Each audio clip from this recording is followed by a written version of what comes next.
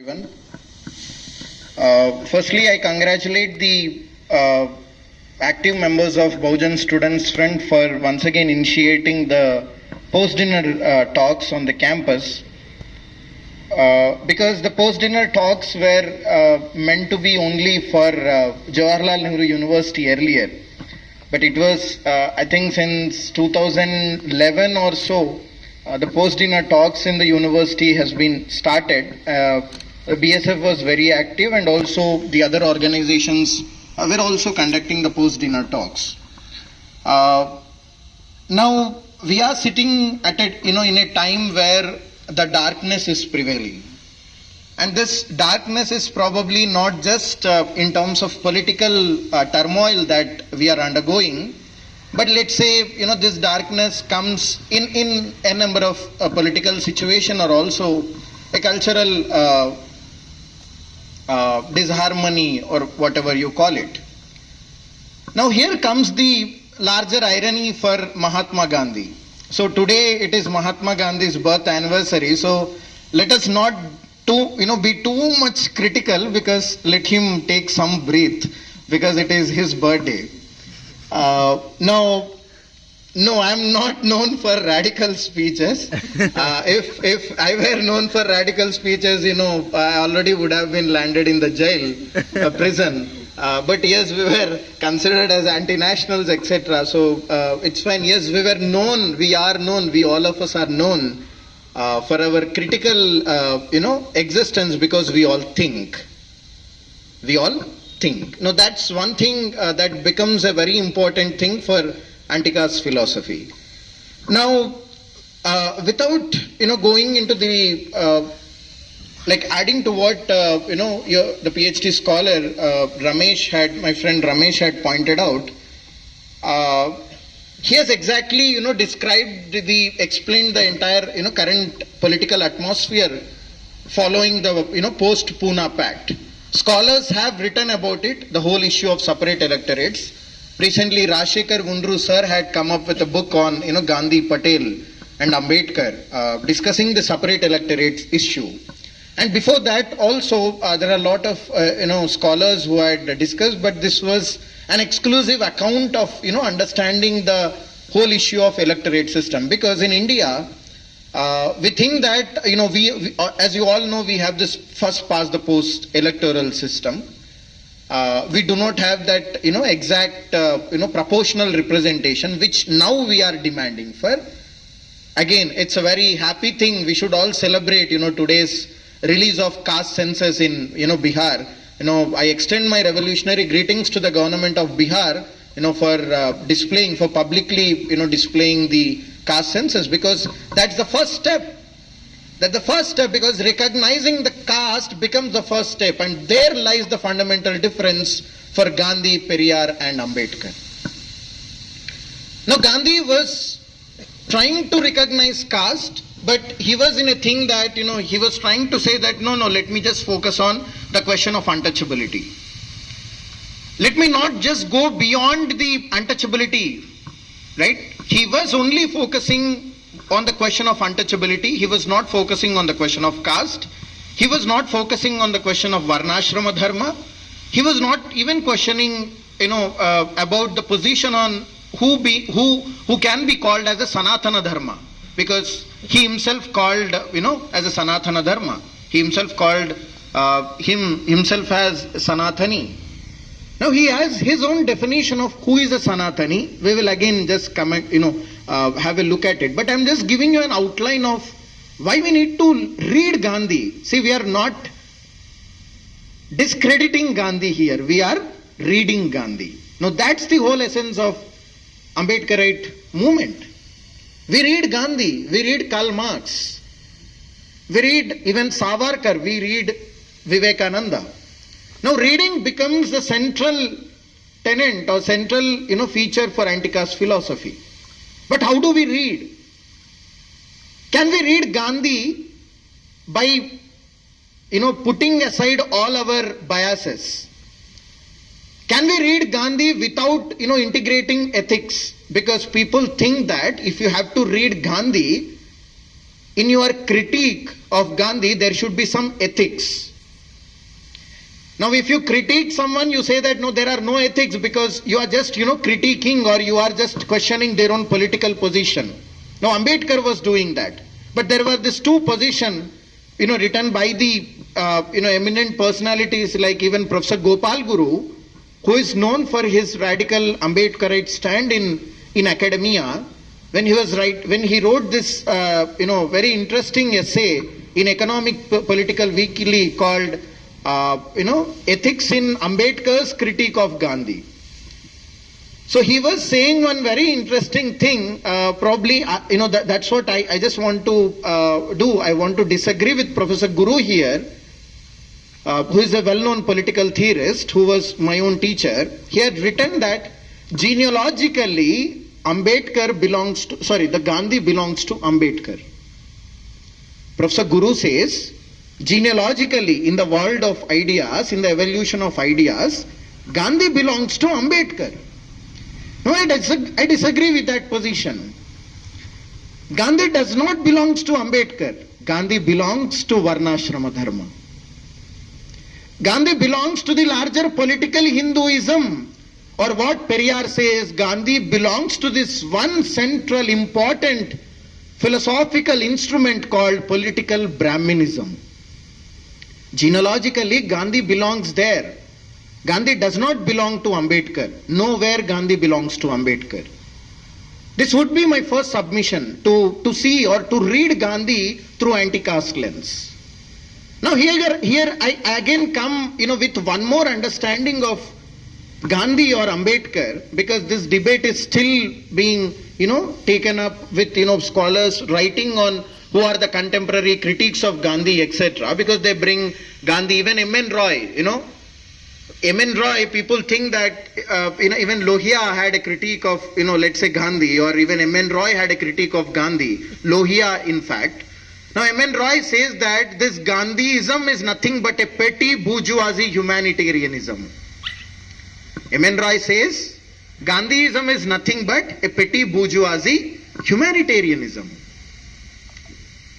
Now you cannot counter capitalism with spirituality, but Gandhi does that in his Hind Swaraj. As you all know, Gandhi was against the machine, modern machine. He considered the state as an evil instrument. He was not, he was against this whole idea of the modern state mechanism. He says that, state is a Satan, or, state does not go hand in hand with the Indian cultural ethos, etc. So that is what he discusses in Hind Swaraj. Then he also talks about the idea of Swarajya, the self-rule, or the Sarvodaya, or the Satyagraha. Now this comes, to another idea altogether. But let us just think about what Gandhi says in Hind Swaraj. Now, how do we understand Gandhi in this context? Now, for Ambedkar, there is a problem with Gandhi here. Now, Ambedkar, writing in what Congress and Gandhi have done to the untouchables, which is, known as Volume 9, this work, this Volume 9 of Ambedkar's writings and speeches. Now, there are two components in this. What Congress and Gandhi have done to the untouchables, and the second part is Mr. Gandhi and emancipation of the untouchables. Now there is one seminal chapter in the first part where Ambedkar tries to reason out with Gandhi and Gandhiism. The subtitle goes, Gandhiism, the doom of untouchables. Gandhiism, the doom of untouchables. Now who would at that point of time, in writing in 1930s and 40s, who would have a strong critique of Gandhi, like how Periyar or Ambedkar had done it? Now I'll go into in a very detailed account of what Ambedkar was trying to say, or what Periyar was trying to have a conversation with Gandhi there. But before all that, I just want to bring your attention to this one important element regarding the anti-caste philosophy, is that it tries to persuade, or it tries to convince you on the reality or on the social structures. For example, you are talking, because in campus spaces, we generally talk on the question of caste with everyone. In your classrooms, when you are having discussions, you talk with your Brahmin friends, you talk with your Baniya friends, you talk with your other, dominant caste friends. Now they don't accept that, there is something called caste. They don't see caste as a reality. They say that, no, caste is nowhere. Why are you talking about caste? We are living in digital India. We are living in, India has become a Vishwaguru. Now, sorry, you are living in the Amrit Kal, right? So, in this Amrit Kal, you don't see caste. But you have these heated arguments in your classroom discussions, right? When we were students, doing our integrated masters and PG, we had these discussions with our faculty members or with our own friends. Now, in that context, how do you see the whole debate of caste? Or for that matter, how do you see or how do you validate an argument through the lens of anti-caste? Because that is totally absent nowadays in academia. As your friend Ramesh was pointing out, that even in this university there is a Center for Gandhian Economic Studies, right? Gandhian Economic Center, right? And there is Center for Ambedkar Studies, which again, no one comes and opts the course. It is very interesting. You should see who takes that course as optional. In Department of Political Science, there are two courses: Dalit Politics in India and Introduction to Ambedkar Thought. You just take the record, from last 5 years or 10 years. I know this is a public statement. I am not afraid in making these public statements. Anyway, my department has abandoned me. They did not give me Ph.D. suite, thrice. That's not an issue for me. So, if you just go and look at the record of who took the courses, who took the courses of Dalit Politics in India and Introduction to Ambedkar Thought as their optionals, you will find 99.999% the so-called, low caste or the Bahujan communities that we are saying. Now the question is why? Now this is not a political question, my friends. This is a epistemological and ontological question. This is a question that deals with the evolution of ideas, evolution of knowledge. This is also a question of, understanding the nature of being, ontological. Right? That's where again the intervention in philosophy came, that who can do theory. Whole argument of, again, Professor Gopal Guru, who made a very, wonderful intervention saying that there are theoretical Brahmins and empirical Shudras. Right? So, who does theory there? Or why someone has to, or why only Dalits has to opt the courses of, let's say, the Dalit Politics in India course or Introduction to Ambedkar Thought? Why, again, let me categorically state this, or why there's no course on caste, understanding caste in anthropology department or sociology department. Again, placing Ambedkar in a very central, as a subject matter. Why there is no such course? This question probably you all, research scholars who are in those departments probably can answer this. But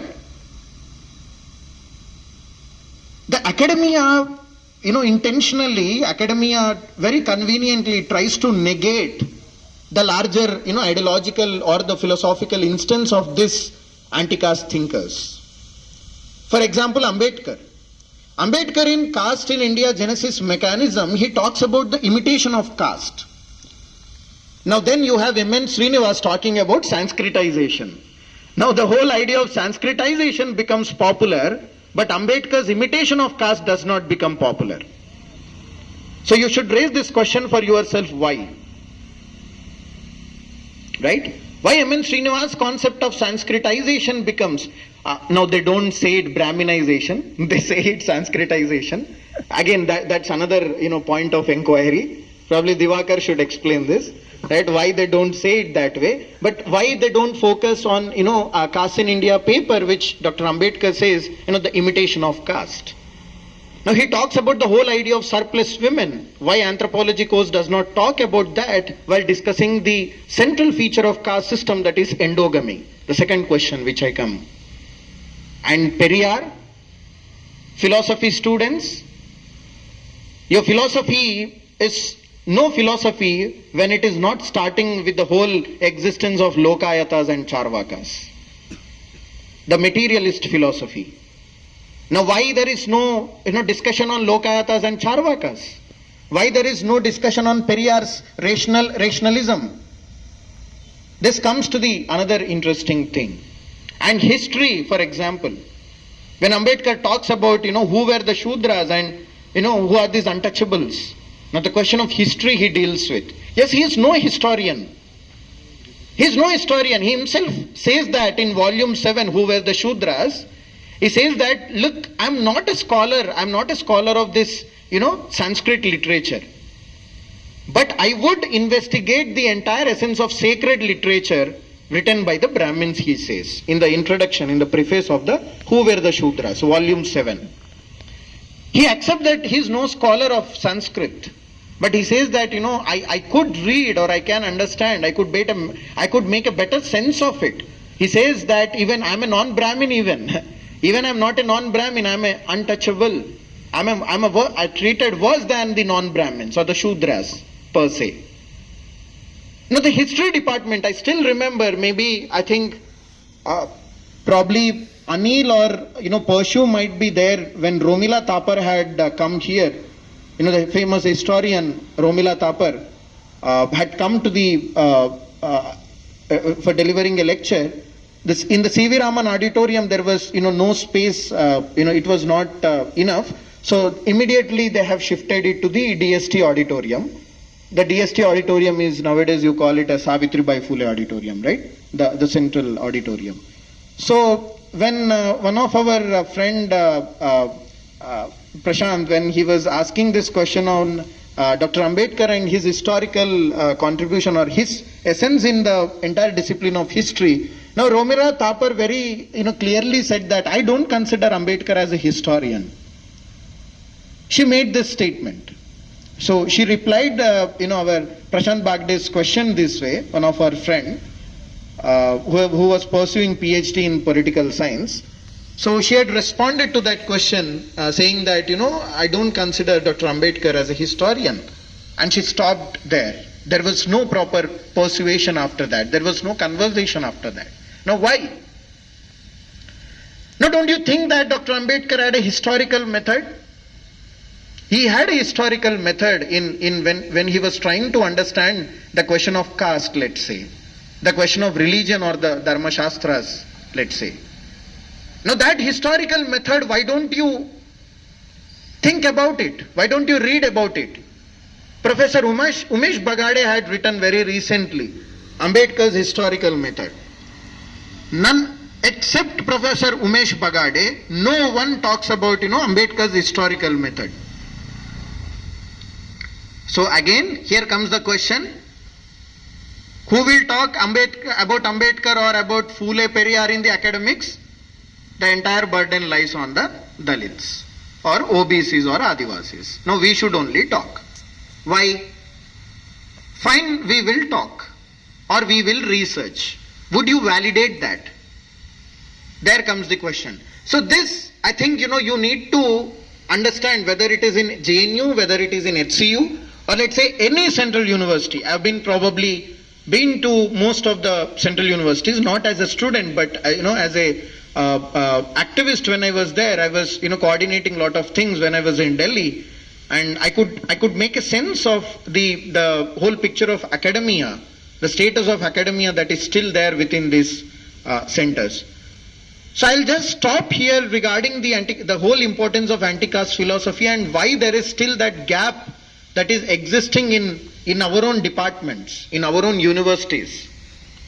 So for this matter, we should radically announce a research program, let's say, or we should take up the study of Ambedkar, Periyar, Phule, like no one else. If you are from the Telugu department, bring all these people, bring the local, regional literature into the larger mainstream literature. If you are a student of philosophy, bring all those, philosophical, discourses into the larger mainstream philosophy. If you are a student of sociology or anthropology, you have to do that. There is no other way for us. Because none of the mainstream, intellectuals would discuss that. Right? Now, coming to the whole business of Gandhi, as, Chandu was, I smiled a bit when, Chandu was saying Mahatma Gandhi. I thought, okay, what will he say? But he stopped. He was very conscious in not calling Gandhi a Mahatma. Now, thanks Chandu for being very conscious. We need to be conscious. We as in Ambedkar and Periyar were very conscious. Because they raised a very fundamental question. Ambedkar said that Mahatmas have come and gone, but untouchables have remained untouchables, which, probably we all must have heard at one or other point of time. But the second thing that, Dr. Ambedkar mentions in Annihilation of Caste towards the end, he says that there is this fundamental confusion with Gandhi. There is a problem with Gandhi. When, Gandhi replies to Ambedkar that vindication of caste, no? You all must have read Annihilation of Caste. So then again Ambedkar replies to Gandhi. Then Ambedkar says that, look, Gandhi, you are basically confused. You think that you are a Mahatma and you are a politician. But my friend Gandhi, you cannot be both. You cannot be both. He says that maybe you are trying, as a Mahatma, maybe you are trying to spiritualize the politics. Gandhi was doing that. Gandhi was trying to spiritualize the politics. That's the reason whole idea of Satyagraha. You have this whole, discourse of, Sarvodaya. The idea of, trusteeship. The idea of, non-violence. Right? Go back to, Gandhi's central ideas. Or the talisman which he discusses, right? That Gandhi's talisman where he, probably if people who have watched Samvidhan series in, of the Rajya Sabha TV, so he discusses that talisman, that mantra with Babu Jagjivan Ram. And Babu Jagjivan Ram cries thinking that, oh Gandhi, you are a real Mahatma who have given this, mantra like a Gayatri mantra to me. Right? Now that talisman is very important. Because that talisman is there in every bank. If you go to all the nationalized banks, SBI or any other nationalized banks, they display this Gandhi's talisman there. The Gandhi's mantra. Right? So, problem is, Gandhi was trying to spiritualize the politics, what Ambedkar says. But then he also says that, look, politics has certainly commercialized him. Now this is very important for us. What did politics do to Gandhi? Again, I am not calling him Mahatma yet. I'll come to that, a point later. I'm calling Gandhi as a Gandhi right now. Yes, even for me as a, what do you call, as a commonsensical, Indian, for me also Gandhi a Mahatma. No wonder, because I have studied in a, school education system where he was taught to be Mahatma, one side coin. So I'll also call Gandhi a Mahatma, no worries with that. So people who also consider him as a Mahatma, you need not to feel very bad that, we are not calling him Mahatma. Yes, he is a Mahatma. But the question is, who made Gandhi a Mahatma? Who made Gandhi a Mahatma? Now, do we think about this question? Now Periyar says that, Periyar gives an answer to this. Who made Gandhi a Mahatma? And understand the second question. Second question is, why people killed Gandhi? No, he says, why they killed Mahatma. Gandhi was killed after becoming Mahatma, not before. Understood the question? Gandhi was killed after becoming Mahatma, not before becoming Mahatma. Gandhi was killed as a Mahatma Gandhi. Gandhi wasn't killed as a Mohandas Karamchand Gandhi. There is a fundamental difference. Now, I will bring your attention to what Periyar had written about this. Kindly, listen to it.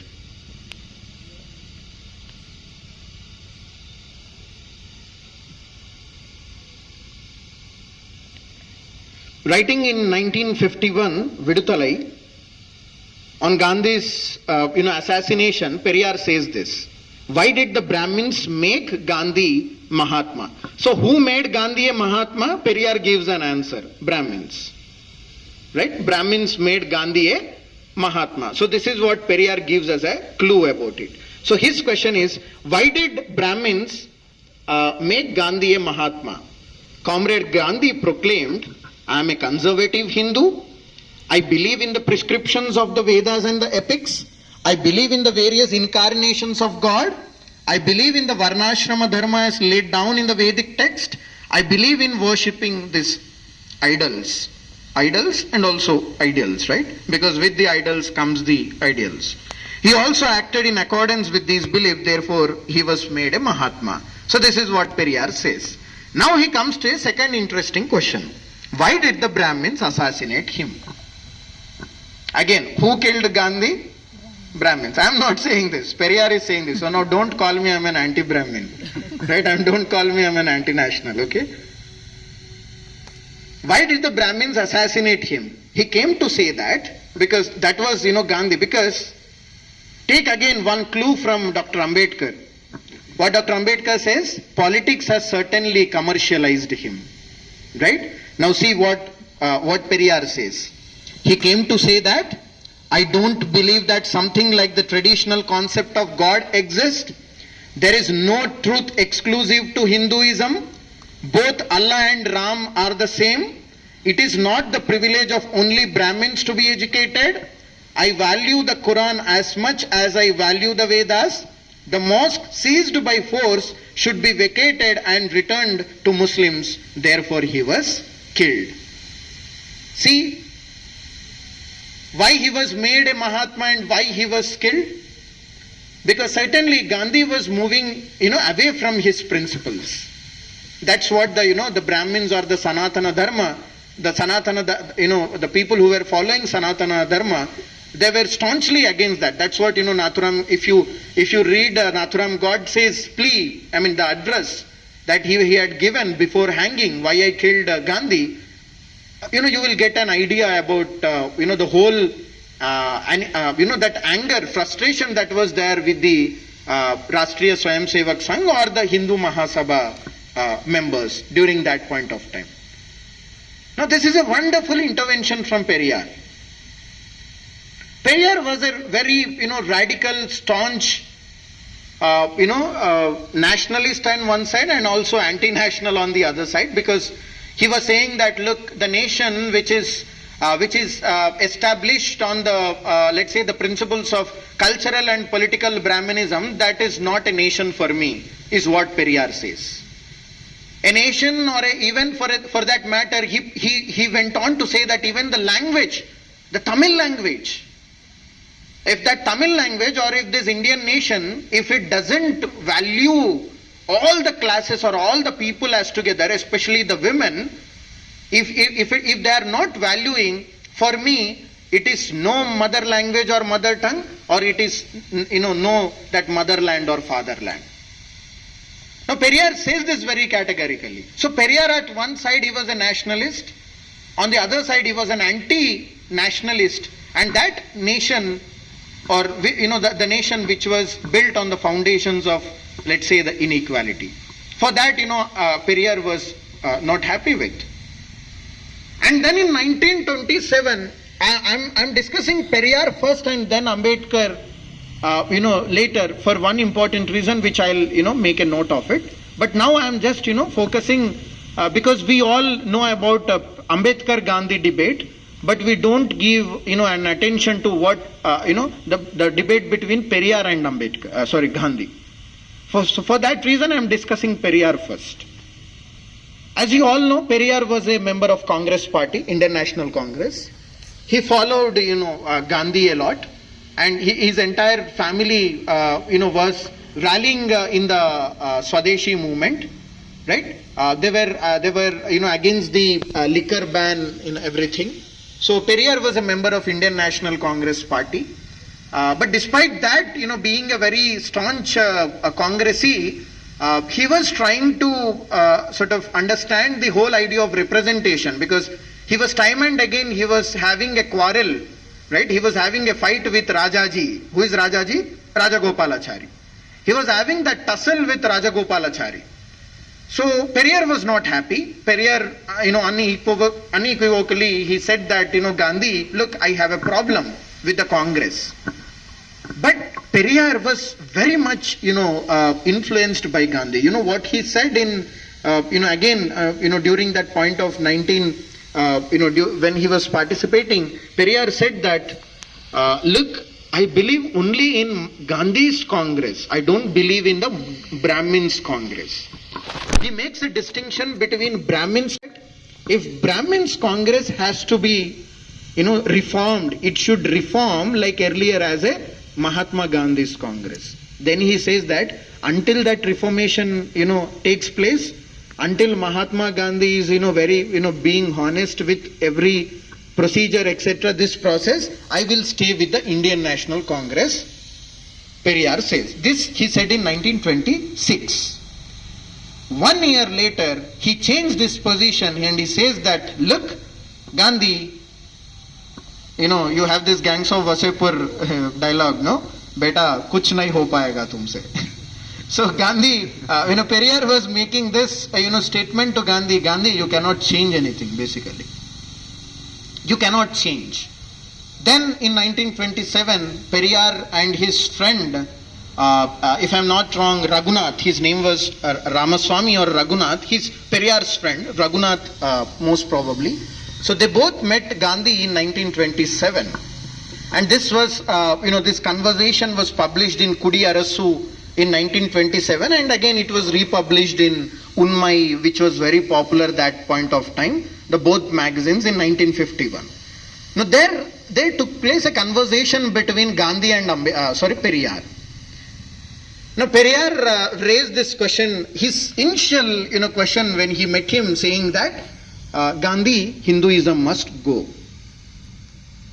The first question that Periyar poses is, Gandhi, Hinduism must go.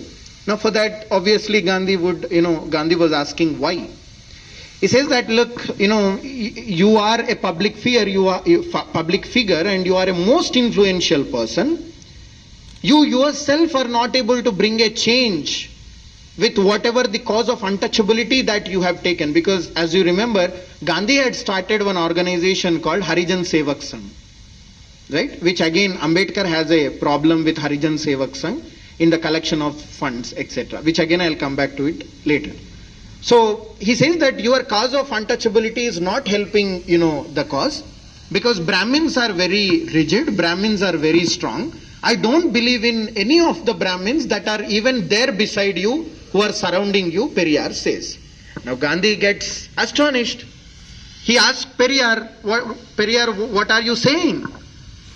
In this entire country, don't you find a single Brahmin who is very honest? Periyar is very categorical and he says, sorry Gandhi, no. I haven't found a single Brahmin who is very honest, right, in the cause of, let's say, the untouchability or eradication of the caste. Now Gandhi comes again. Gandhi says that, what about Rajaji?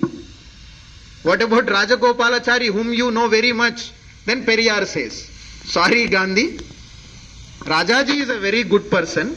Rajaji is a very honest person, but he is honest for his own self-interest. This is what Periyar says. Exact, line to line, word to word I am saying. These are not my words. I am not putting words into Periyar's mouth here. Or not even Gandhi's mouth. Because if I do that, I am disrespecting Gandhi on his birth anniversary. So I don't want to do that, because I respect, as I said, I respect, Gandhi very much more than all of you, because Gandhi gave me a lot of insights in thinking who Gandhi really is.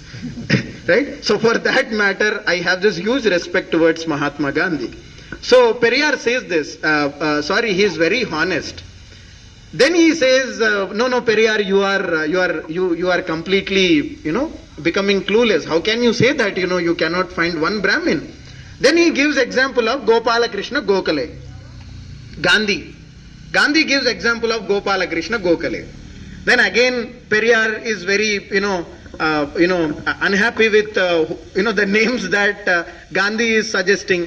Then Periyar says, bhai, ho gaya, ruko.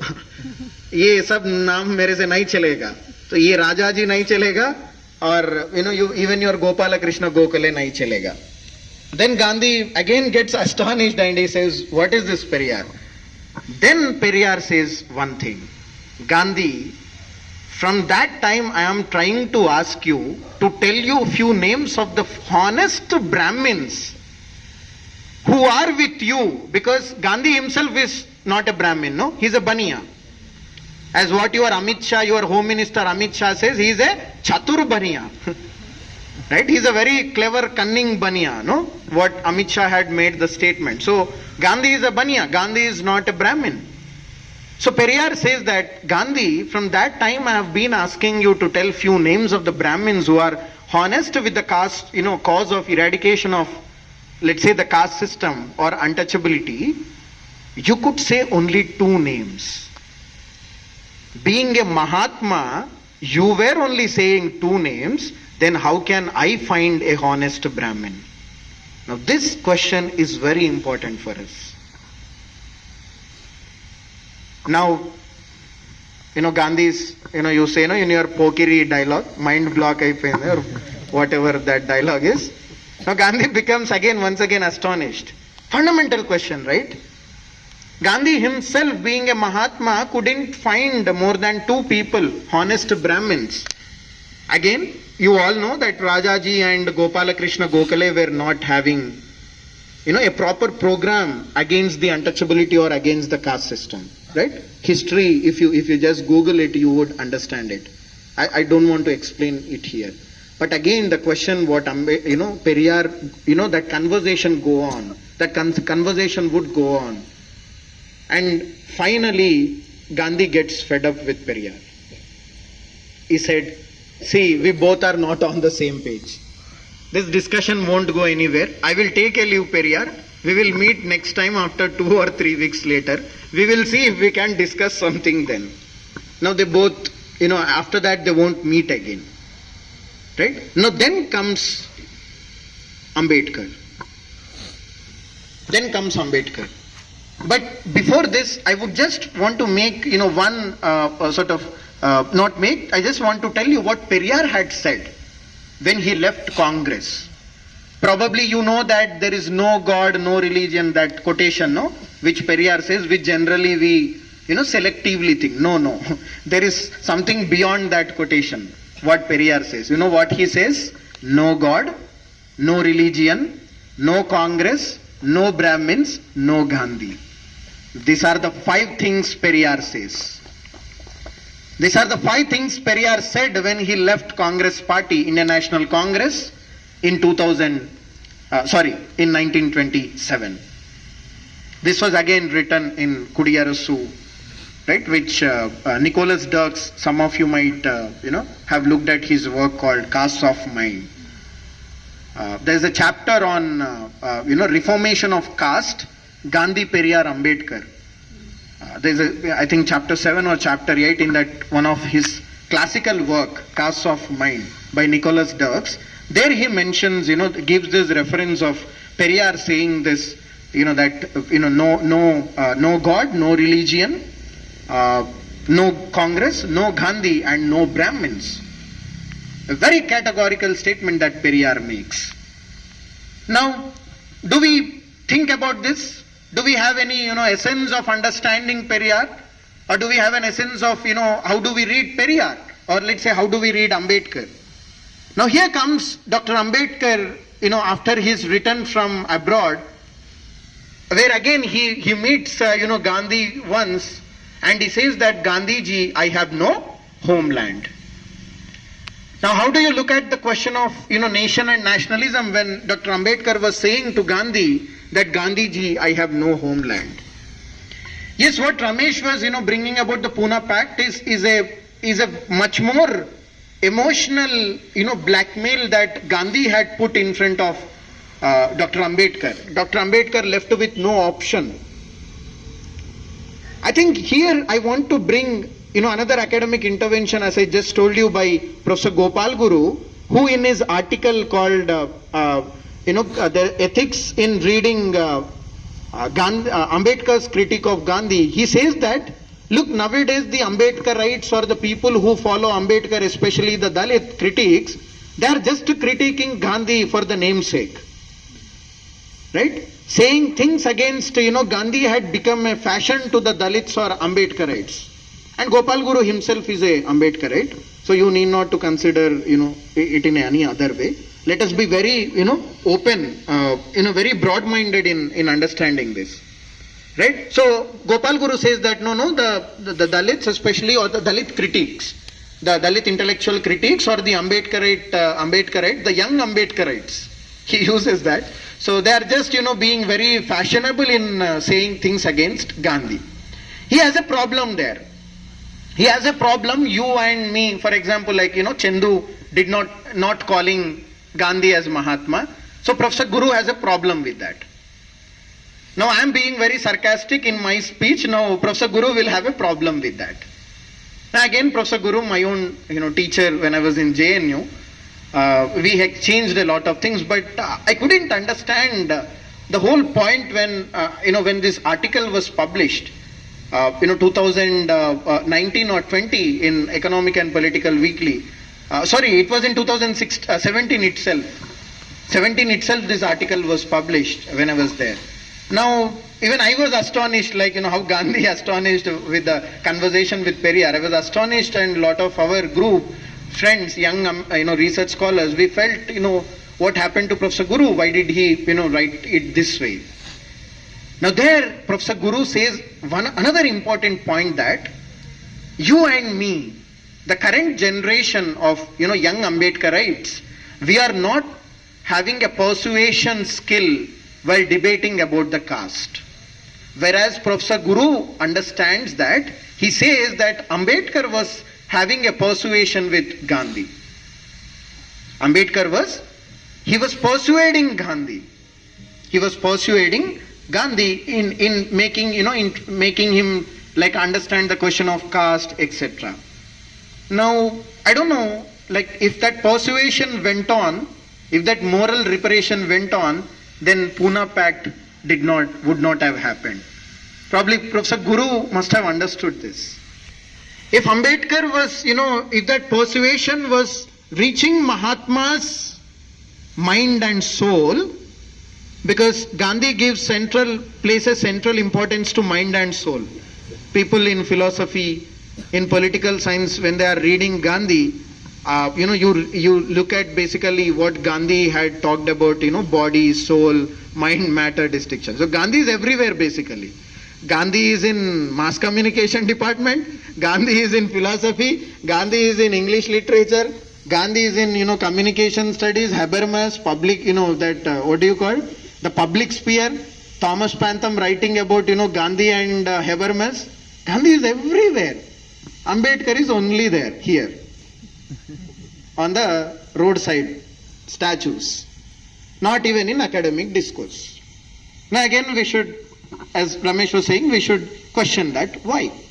Don't you think Ambedkar did not have that, intellectual, capacity or capabilities? Can't you take, Ambedkar or Periyar and all this, Mahatma Phule for that matter? None of this, stupid, bloody departments in all these central universities, none of these departments, they care about, reading Mahatma Phule. Why? Why none of these departments, read about Phule? Late, a foreigner has to come, late Gail Ambedkar. She has to come all the way from America and she has to do a research on Mahatma Phule. Rosalind O'Hanlon, she has to come all the way to India. She has to do research on Mahatma Phule. Only two works till now, other than his collected writings, only two people scholarly writings that are still being discussed or referred. Rosalind Hanlon's and Gail Ambedkar's work. Why? It's been more than probably 50 years works have been published on Mahatma Phule. Because even he had a problem with Indian National Congress. He said that, look, Congress cannot bring a nation together because they are leaving aside the Bhils, the tribals, the fishermen, the Adivasis, the Mangs, the Mahars, or the Malis to whom he belongs to, the caste whom Phule belongs to. They are not caring anyone. They are completely discarding everyone. So he says that a nation cannot be called a nation until these excluded groups are brought together. And there he says that, look, Indian National Congress, because Phule passed away in 1890, Congress was formed in 1885, as you all know. So Phule was looking at those historical political developments that point of time. But he had written extensively. Now why don't you discuss Phule in your classrooms? Why don't you discuss the whole idea of the intersection of caste and gender that Phule and Savitribai Phule were trying to understand in your classrooms of sociology and political science, or even in philosophy, or even in women's studies? Why? Now we have that moral right to raise this question. Now if you are scared of asking this question, I am telling you, my friends, you will be nowhere. Probably you might miss a Ph.D. seat. Don't worry about that. You will land in some Oxford University or Cambridge University. I'm sure about it. You all have that capacity or capability. What do you want to do here when they are consistently denying your existence? The only way is that you have to go somewhere else. The temporal, moving away from that temporal space again, which some of the scholars have tried to understand what happens with the higher education systems. How do they exclude us? Through the language, right? In the classroom.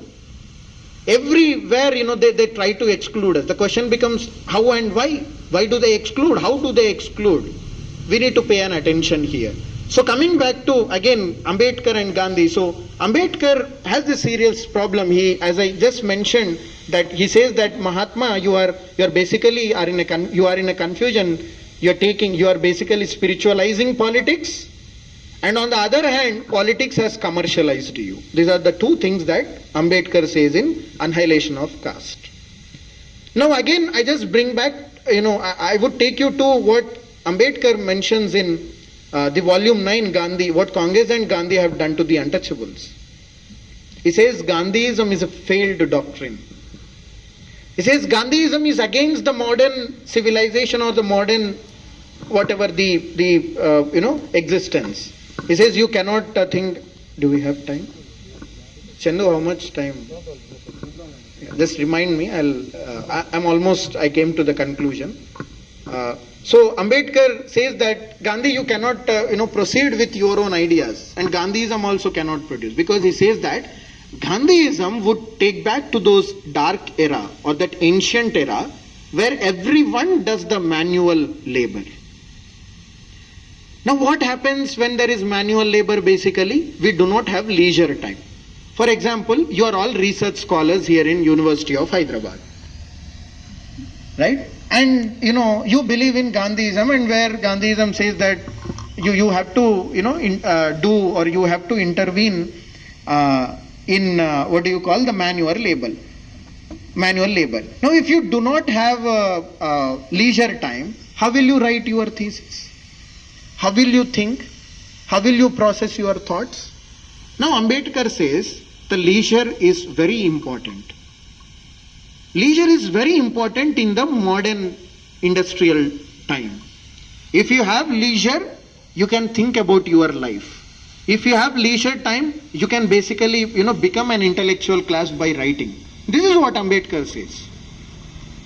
He says that Gandhism takes you back to that era where you have to work for 24/7. Again, to mind you all, that's what Gandhi believes in, the Varnashrama Dharma. He says that, look, all these 4 occupations are very much ideal. They are very much necessary for the survival. But Ambedkar says, Mr. Gandhi, he says Mr. Gandhi. He doesn't call Gandhi a Mahatma anywhere. He says Mr. Gandhi. Mr. Gandhi, you are wrong. Village is a village, the Republic of the Hindus, by the Hindus, of the Hindus, or for the Hindus. He calls the Indian village as a den of ignorance, communalism and casteism, right? But Gandhi says that, I believe in the Grama Swarajya. For me, the village becomes a central existence for this Indian nation. But Ambedkar says, no, sorry. Right? I cannot. And for Gandhi, village becomes a Praja Rajya and a Rama Rajya. For Gandhi, village becomes a Praja Rajya. Again, Praja, we only say, village is a Rama Rajya. He also uses another word called Praja Rajya. Now good that, Gandhi is thinking about the people in a very sovereign existence, people having their own supreme, power, etc. But Ambedkar says, again, sorry, your Rama Rajya again is a excluded, it's a, Rajya where people are not allowed to read the Vedas. He gives an example of Shambhuka, the Shambhuka Vada. He says that Rama had killed Shambhuka. The question I will leave it to you, Gandhi. You should think, why Shambhuka was killed in your Rama Rajya. Now this debate goes on. So probably Ambedkar, Gandhi, or Gandhi, Ambedkar, or Ambedkar, Gandhi, however you put it. If you go alphabetical, you say Ambedkar, Gandhi. If you want to put Gandhi in a very, in a eminent personality, you say Gandhi, Ambedkar debate. No issues with that. No problems with that. And we need not to quarrel also. Who would win, who will fight and all. Let it go. The debate will go on because that's a debate, that's a dialogue. We should never stop the dialogue. Now that's the central thing of anti-caste philosophy. In anti-caste philosophy or anti-caste, intellectual debate, the dialogue, the conversation process will go on. It will never end. So again, if you are in your classroom discussions or in your hostel rooms or in your mess halls, if you are talking to your Brahmin friends or any other friends on the question of caste, don't just get up from there. You be very patient in listening to them. You be very patient in listening to them and you try to understand what they are trying to say. And you see, if you can convince them, if you can persuade like how Ambedkar was persuading Gandhi in Eravada jail, at the end, you will fail. It is obvious because, as Periyar was saying that, no Gandhi, there is no honest Brahmin. Again, Ambedkar also says that there is no, secular Brahmin, there is no socialist Brahmin, there is no good Brahmin, bad Brahmin. Brahmin is a Brahmin. Ambedkar says in Annihilation of Caste again. Now when Brahmin is a Brahmin, when Brahmin believes in Brahminism, here we are not talking about the bodily entity of Brahmin. We are not talking about the single entity called Brahmin here. No. If there are Brahmins here, now kindly underline this. We are not talking about the Brahmins here. We are talking about the larger, philosophical, that method that is running behind the bodily existence of a Brahmin, which is Brahminism. Now again, do we have a definition of Brahminism? Yes, we do have. We do have a definition of Brahminism. What Ambedkar says, by Brahminism, I meant the negation of liberty, equality and fraternity. See, there is a method. Ambedkar is not a Dalit leader who has just, cut, copy, paste, lift irrigation project. People say no. People in the Constituent Assembly themselves, they have said that, what is Ambedkar? Nothing. He had just, did that lift irrigation, Control C, Control P, from, taking all from different constituents. My friends, no. There is a method in reading Ambedkar. Ambedkar gave definition for everything. Any ordinary thing and any complex thing. Again, sociology, anthropology students, if you ask this question for yourself, what is culture? Culture is ordinary. Go back to Raymond Williams. Culture is ordinary. Now Ambedkar gave every definition to that ordinary structures and also extraordinary structures also. Now can you afford to disregard Ambedkar as a scholar? Can you afford, can you say that Ambedkar is, not an intellectual, etc.? After, having this of evidences. Still, if you are saying that no, sorry, Ambedkar is, he's not a scholar, Periyar is not a scholar, chalo, let it be. Again, we need not to worry about that. Now let us see if Gandhi is a scholar. Now they are saying that no, Ambedkar is not a scholar. Now let us see if Gandhi is a scholar there. Now as you all know, Gandhi says one very important thing. He says truth is, as anyone can reply? I thought you are all here to celebrate your Gandhi's birthday. Truth is God. Gandhi says truth is God. What does Phule says? Mahatma Phule says truth is power. Truth is power. There's a fundamental, that dichotomy that exists between Gandhi and Phule again. How both of them look at the idea of truth. Gandhi says that truth is God. God is everything. God is truth and truth is God. But for Phule and for Ambedkar, there is something called universal truth of religion. Sarvajana Satya Dharma, Pustak, which Phule had written at the end of his life. Right? Universal religion of truth. What Phule had written before he was, passing away. Again, a very seminal book. So the idea of truth for Phule is power. And again, power is also related to truth. And both truth and power is a symbol of knowledge. That's the reason you say knowledge is power. Michel Foucault. And before Michel Foucault only, Phule had told knowledge is power. But still you don't consider Phule as a scholar or an intellectual. For that matter, they don't read, or we also don't read Michel Foucault. The, understanding the hegemonic relationship, what Foucault was, trying to address. Now, when truth is God, and then another important thing what Gandhi brings in, the whole idea of Daridra Narayana. Right? He says that for the poor people, economy lies in spirituality. He says that if they are not having food, if you are going and giving them food, they treat you like a god. Mr. Gandhi, for the poor, the economy, that poor condition is a factual. It's not a spiritual thing. It's a painful thing for the poor. Why they need to wait? Someone should, come and give them the food.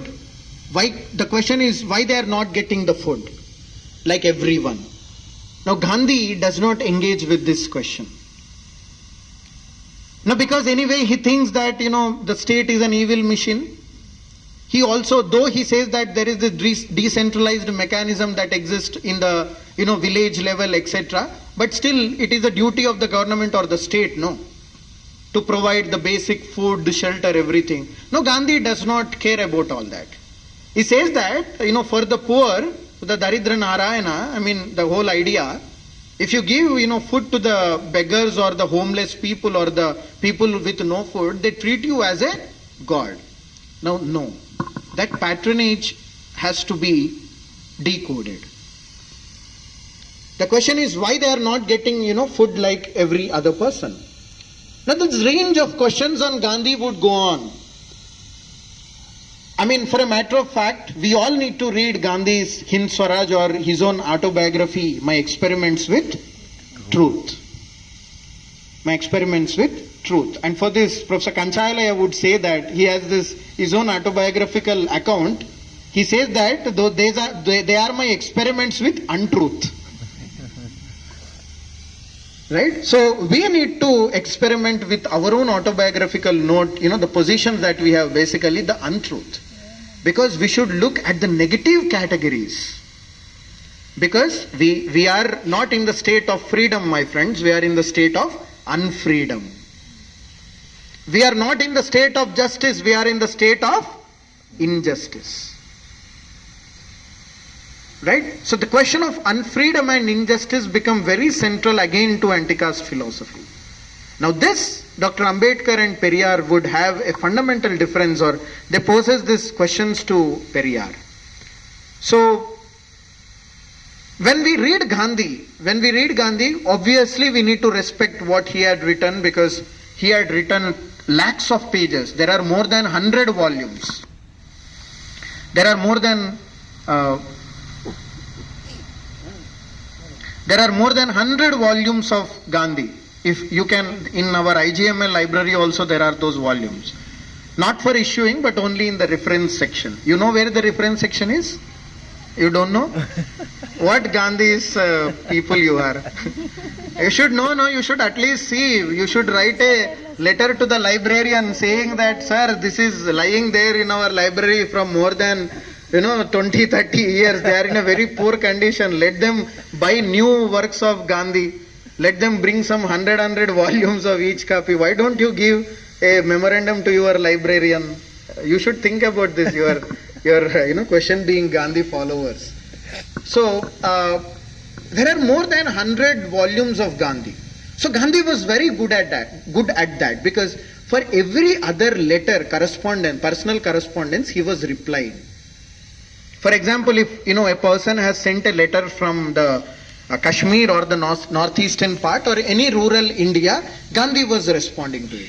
So Gandhi was very good at that. So we need to appreciate Gandhi very humbly, very wholeheartedly for his efforts that he put in connecting the entire India.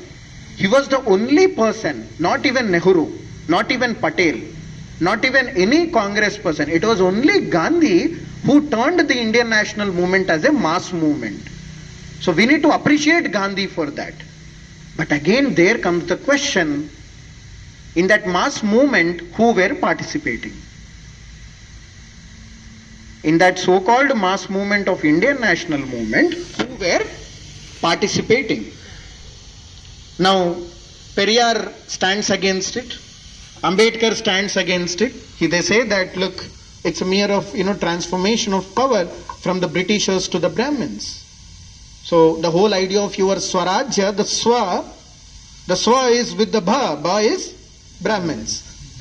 Your Swarajya, the self-rule is not the self, not the Indian self. He says that the self, the Swa, is the Brahmin self. Periyar for that matter, he says the similar thing. Now, this idea of self-rule is also being critiqued. I'm not saying criticized. I'm being very careful here, right? Because we are all here, as scholars, right? I'm not an intellectual. I'm also a scholar like all of you. But the only thing is that, we, as an Ambedkarite, we as a staunch Phule Ambedkarites, we don't hesitate to state all this publicly. If we are in a position to write, we will write. If we are in a position to speak, we will speak. That should be all of us. So that's the only difference, probably, who are not speaking and whom few of us are speaking. But there will be a day for all of us where we all need to write and where we all need to speak. Right? This becomes an important thing. So I think there are a lot of things that I have to go much more deeper way, but these are few things in a very introductory manner. In a very introductory manner, probably I did not touch the 0.5% also of what the Periyar's critique of Gandhi or Ambedkar's critique of Gandhi. But again, just I will try to end with this, end my small presentation on this occasion of Gandhi Jayanti with what by reading out the statement of Mahatma Gandhi, what he was trying to say about Varnashrama Dharma. I'll just read out these few interesting lines that Gandhi had talked about. The question to him was asked is, a Shudra may have all the qualities of a Brahmin. A Shudra may have all the qualities of a Brahmin and yet may not be called a Brahmin. This was the question posed to Gandhi. Now look at Gandhi's answer. He may not be called a Brahmin in this birth. He may not be called a Brahmin in this birth. And it is a good thing for him not to arrogate a Varna to which he is not born. It is a sign of true humility. He says that if you are born as a Shudra, you be as a Shudra. That is the true humility that you can show towards the Varnashrama Dharma. And in the next birth, you can be born as a Brahmin. That again Gandhi cannot guarantee. Gandhi guarantees only one thing. He says that in the next Janma, I want to be born as a scavenger, he says. So that means in the next Janma also, the Dalit should do the scavenging work. Right? That's what, how the Dalit critics or the intellectual critics have, wrote against Gandhi's position on manual scavenging. In his entire whatever the ashrama, the Vardha ashrama or Sabarmati ashram, that he was cleaning his own shit. Good. He was cleaning his own shit. But cleaning his own shit comes, at a very larger level in the entire Brahminism. The whole idea of, dignity of labor, again, Professor Kanchayalaya Shepherd, who puts it very, at a central point. Now, why people, or why, let's say, the Brahmins don't want to clean their own shit? Why still, the manual scavenging is existing? As I said, just now I have told you, right? We exist, or we live, or we survive in the state of unfreedom. Now, for a manual scavenger who is still cleaning the shit, who is still lifting that night soil, they are in that state of unfreedom, my friends. And now you are talking about Azadi Ka Amrut Mahotsav. You are talking about Amrut Kal. And again, you are talking about Amrut Kal in the Swachh Bharat era. Though you are talking about Swachh Bharat era, there are still, data telling you each and every day in the news in Tamil Nadu, Karnataka, Hyderabad, that at least 1 to 5 manual scavengers are being dead. Why? Why no one questions this? Now here comes the question of, the work, the manual labor which Gandhi. Now Gandhi is a very interesting, when you read Gandhi, you will laugh. So if you are a very serious person who cannot laugh, you read Gandhi. No, really, with all the due respect on Gandhi, I said I won't disregard Gandhi on his birthday. I won't. Right? But if you are very hard at, laughing, you please read Gandhi. You please read Gandhi, you will laugh. Now, for that matter, I have this entire book or his own writings that I have there. So, let me just, make you laugh.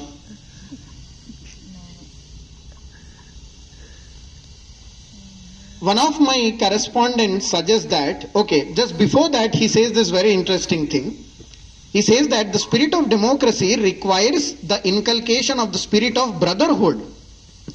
And I can find no difficulty in considering a Christian or a Mohammedan to be my brother in absolutely the same sense as a blood brother.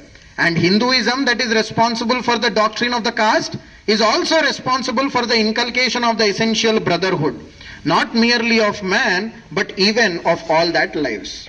He goes here, again next. One of my correspondents suggests that we should abolish the caste system but adopt the class system of Europe, meaning thereby, I suppose that the idea of heredity in caste should be rejected. Then he says, I am inclined to think that the law of heredity is an eternal. So he says that the law of heredity should be upheld. But just above the lines, he is saying that the Christians and Mohammedans are his brothers. Now, the sense of brotherhood is not there because the caste system is hereditary. That's what Dr. Ambedkar says. Now, laugh at Gandhi here. Because again, he himself says that, it leads us to confusion. That's what Dr. Ambedkar says. Mr. Gandhi, you are basically confused being. You cannot have brotherhood or sisterhood when caste system is hereditary. Because as Dr. Ambedkar says, caste has killed the public spirit. Caste has basically dehumanized the Hindus, the caste Hindus. Go back to annihilation of caste. Now, one more example, as I said, last one thing that I would say this and end my lecture. about the whole idea of manual labor. Very, very interestingly, you consider that Shudra is a very derogatory word, no? People consider Shudra as a very bad word. You know what Gandhi says? Gandhi tells everyone should become Shudras. Gandhi says that everyone should become Shudras. Because what does Shudras do? What does Shudras do? Work. Basically, they are the servants. According to Manusmriti, they are the born slaves. Chapter 8. Sloka probably, I don't exactly remember the sloka, the verse, probably 129 or 120. In chapter 8, but this is for sure. So, Manu mentions that Shudras are born slaves. So, for Gandhi, the Shudrahood is, understood as a manual laborhood. So, he says that everyone should become Shudras. Now, I will ask a question here. Gandhi, why are you not saying everyone can become Brahmins? Why can't everyone, can become a Brahmin or a Baniya? Why do you say that everyone should be Shudras? And there he says another important statement, saying that a Shudra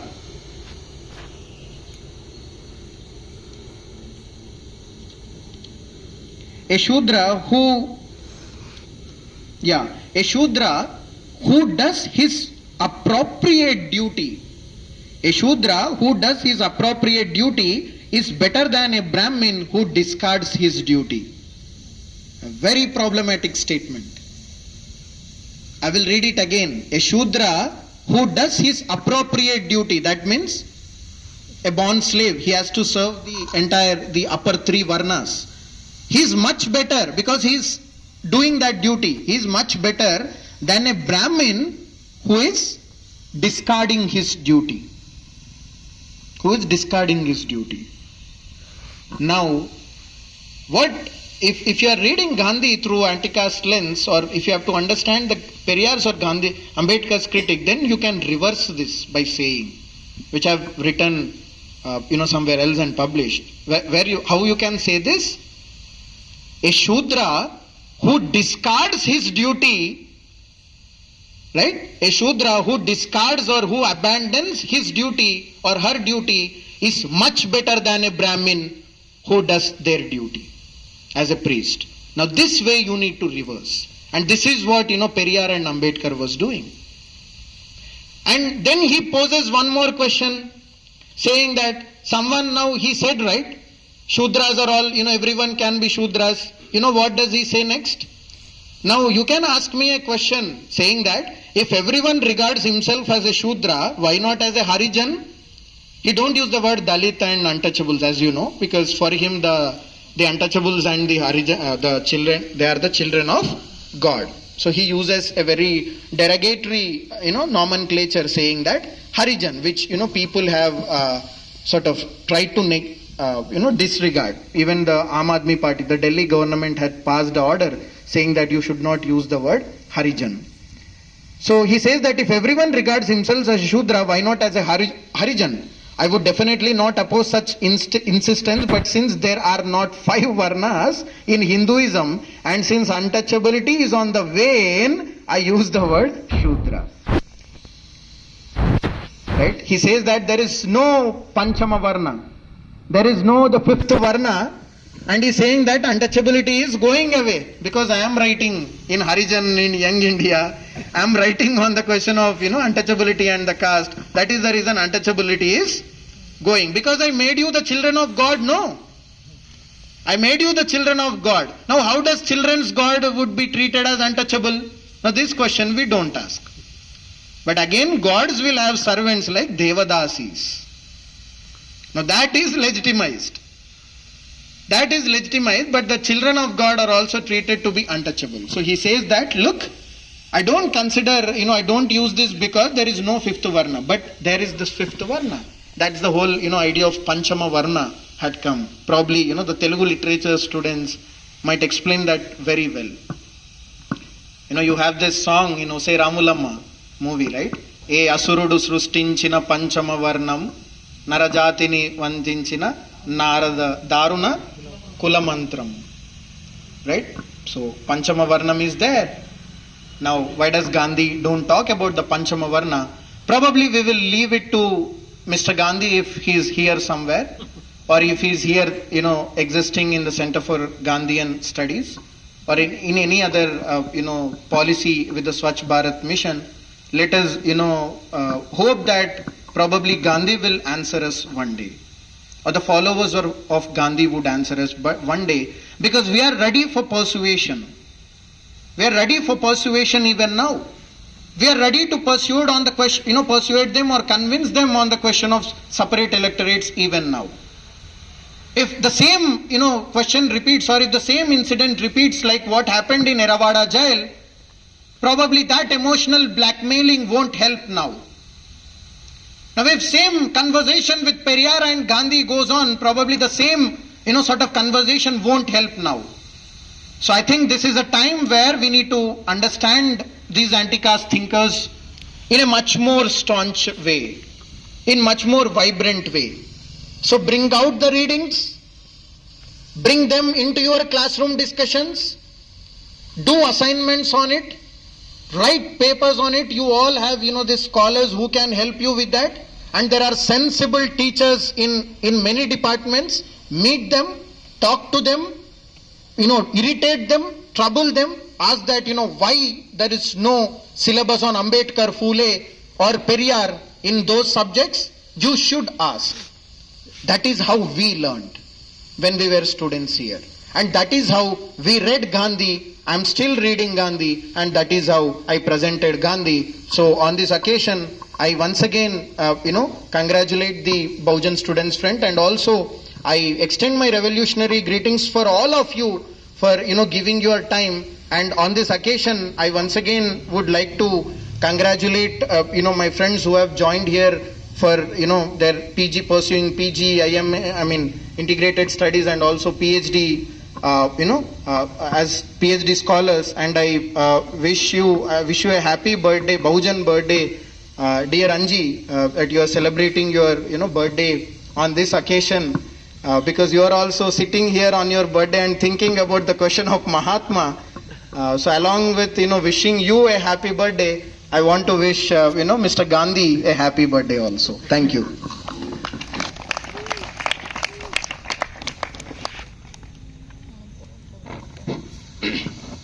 So, thank you, Mani. Thank you so much, such a long lecture. Bahujan Students Front given a Ambedkar anti-caste lens to this Shudra. This Shudra became polluted in terms of Gandhian. What karma to you? We have given little a lens to him. He himself became more and more polluted according to Gandhi, according to Sanatana Dharma. So, thank you, Mani, for such a long taking scholarly and intellectual engagement with Gandhi and Ambedkar debate through anti-caste lens. Your lecture energized us, filled with so much energy in our heart and mind. We'll engage, and the BSF will continue the tradition. Thank you so much, all of your time and all. Meanwhile, I'll invite. If you have any questions, you please come forward and ask a question. From there also you can raise a question. If you have any questions for 5 minutes, we'll move forward.